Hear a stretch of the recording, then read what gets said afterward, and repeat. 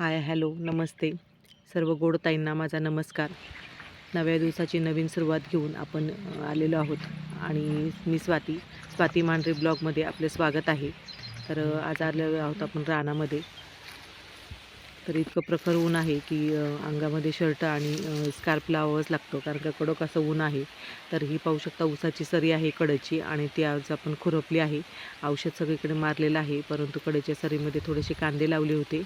त्याच्यामुळे थोडंसं गवत झालं होतं, त्याच्यामुळे तिथे औषध मारलेलं नाही. आणि थोडंफार जरी काम केलं तरी उन्हाळ्याच्या दिवसामध्ये लगेच तहानही लागली जाते आणि किती पाणी पिवं असं वाटतं. थोडं जरी काम केलं तरी पाणी प्यावंच वाटतं.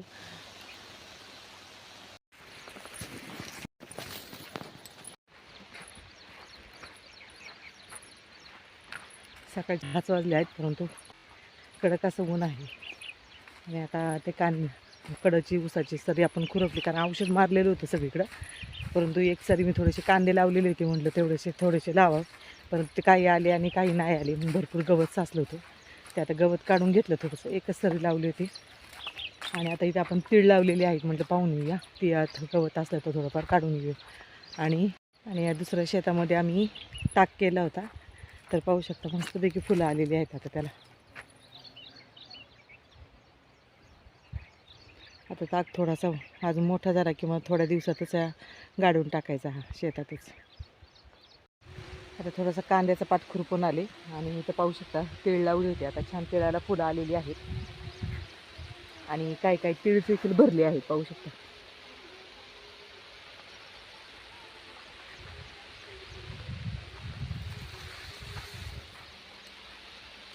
मस्त फुलं आलेली आहेत तिळाला. आणि इथे पाहू शकता पालकाचं रान आहे, ते नांगरून टाकलेलं आहे. आता 1-1.5 महिना आता तापेल आणि नंतर ऊसाची लागण करायची आहे तिथे. आता थोडंसं पुढे जाऊन बघूया आपण, गवत असलं तर काढून टाकायचं थोडंसं. तर ऊसामध्ये औषध जरी मारलेलं असलं तरी पाहू शकता भरपूर असं गवत निघतं. आणि मिस्टर म्हटले की थोडंसं तोंडाचं गवत आपण काढून टाकूया, म्हणून एक 4-5 साऱ्याच खुरपल्या थोड्याशा तोंडाच्या. आणि नंतर हे गवत काढून टाकलं बांधावरती आणि घरी निघालो. 11:30 वाजून गेले होते. म्हटलं स्वयंपाक देखील करायचा आहे घरी जाऊन. सकाळी नाश्ताच करून आलेलो होतो. तर थंड घरी आल्यावरती असं सावलीत आल्यावरती बरं वाटतं. जरा हातपायावरती पाणी घेतलं की तोंडावरती फ्रेश झाल्यासारखं वाटतं. आणि म्हटलं आता पटकन स्वयंपाक करावा, भूक लागलेली होती. तर पाहू शकता इथे फ्रीजमधून ओला वाटाणा काढला आणि कांदा आणि खोबरं इथे चांगलं भाजून घ्यावं म्हटलं, म्हणजे भाजी छान रस्साभाजी होईल. आणि दुसरीकडे लक्षात आलं की आता उद्या परवा भाजी काय करायची, तर समोरच हुलगे होते. तर म्हटलं कांदा भाजेपर्यंत मस्तपैकी हुलगे जरा उन्हात ठेवावे बिझनेस. हुलगे जरा उन्हात दिवसभर ठेवले की पटकन भिजून येतात आणि लगेच मोडाला बांधता येतात. म्हणजे अशी पातळ रस्साभाजी खूप छान होते हुलग्याच्या भाजीची. तर आता म्हटलं उन्हात ठेवावं थोडंसं, कारण की बाहेर कडक ऊन असलं की हुलगे लगेच कडक असतात, ते तर लगेच भिजून निघतात दिवसभर उन्हामध्ये ठेवल्यावरती. तर मी अशाच पद्धतीमध्ये भिजू घालत असते. तर पाहू शकता कांदा आणि खोबरे छानपैकी भाजले आहे. आणि इथे आपण वाटण काढलेलं आहे, लसूण खोबरे आणि थोडंसं आलं देखील घेतलेलं आहे. आणि लसणाच्या कोथिंबीरच्या कांड्या ज्या आहेत त्या घेतलेल्या आहेत. तर लसूण कोथिंबीर जी आहे ती बाजूला केलेली होती थोडीशी, आणि ज्या हिरव्या हिरव्या कांड्या होत्या त्या देखील मी बाजूला ठेवल्या. त्या म्हटलं वाटणामध्ये टाकता येतात, त्याच्यामुळे भाजी देखील छान होते. तर कढईमध्ये आपण तेल टाकलेलं आहे आणि आता मोहरी टाकून घेऊया. आणि जिरे देखील टाकलेले आहे. तर आता मोहरी जिरे छानपैकी तडतडली आहे.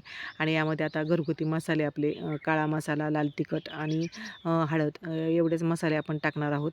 आणि मसाले 2 मिनटं आता परतून घेऊया. आणि जेव्हा आपण काळं वाटण केलेलं आहे, पाहू शकता पाणी टाकून मी वाटण केलेलं आहे.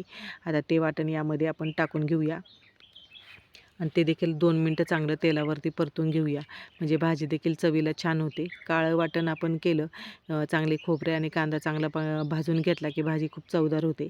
तर दुसरीकडे तवा देखील ठेवलेला आहे मी, आणि लगेच म्हटलं कुकरला भात लावावं, म्हणून कुकर देखील तिसऱ्या गॅसवरती पाणी गरम करण्यास ठेवलं होतं. तर वाटाणे टाकून आता 2 मिनटं परतून घेईल आणि त्याच्यानंतर पाणी टाकून भाजी उकळण्यास ठेवेल, कारण ओला वाटाणा असल्यामुळे पटकन शिजला जातो तो वाफेमध्येच. आणि आपण इथे रसाभाजीच करणार आहोत. तर दुसरीकडे आता म्हटलं पटकन भाकरी टाकून घ्यावं. आणि पाहू शकता इथे वाटाणा छानपैकी वाफवलेला आहे. आणि दुसरीकडे आता बाजरीच्या भाकरी केलेल्या आहेत आणि पटकन कुकर देखील लावलेला. तर झटपट असा बाजरीच्या भाकरी आणि वाटाण्याची भाजी आणि इथे कांदा घेतलेला आहे आणि त्याच्यामध्ये थोडंसं लाल तिखट आणि मीठ टाकायचं आणि थोडंसं मिश्रण मिक्स करायचं. छान लागतं चवीला असं जेवताना साईडला. आणि ते शेंगदाण्याची चटणी, कारळाची चटणी, काकडी अशा प्रकारे दुपारचं जेवण हे झालं. आणि आता एका कार्यक्रमाला जायचं होतं, ते म्हणजे नंदेच्या मुलाचं लग्न होतं. तर आता म्हटलं जेवण करावं, थोडंसं विश्रांती घ्यावी आणि नंतर मग लग्नाला जावं. तर इथे पाहू शकता लग्नाला जाण्यासाठी त्यांना साडी घ्यायची होती, म्हणून इथे मॉलमध्येच आलो आणि मग साडी खरेदी केली. म्हटलं छान असं एक सूत सोबर असं सूत होतं मस्तपैकी मऊ सूत आणि बॉर्डर पण कॉम्बिनेशन छान वाटलं मला. मग आम्ही हीच साडी घेतली चॉईस करून. तर छान सॉफ्ट अशी साडी होती आणि कॉम्बिनेशन छान वाटलं. निळा चिंतामणी असं कलर आणि रेड साडी त्यांना पण छान दिसेल म्हणून आम्ही साडी घेतली ही. आणि निघालो लग्न जिथं होतं कार्यालय तिथे निघालो.